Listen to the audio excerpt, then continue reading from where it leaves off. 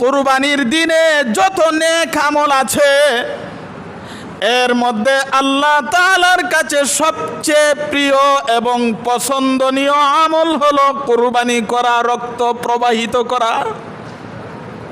কুরবানির দিনে যত নেক আমল আছে এর মধ্যে আল্লাহর কাছে সবচেয়ে পছন্দনীয় আমল কোনটা?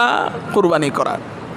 এর পরের অংশে নবীজি বলেন, কুরবানির পশু কিয়ামতের দিন শিং হাড্ডি পশম সহ সুস্থ সবল অবস্থায় হাজির হবে। আল্লাহর নবী বিশ্ব নবী এই হাদিসের পরের অংশে বলেছেন, কুরবানির পশুর রক্ত মাটিতে পড়ার আগে আল্লাহ তাআলার কাছে কবুল হয়ে যায়। আল্লাহর নবী বলেছেন, সুতরাং তোমরা কুরবানির মাধ্যমে মনকে সন্তুষ্ট রাখো।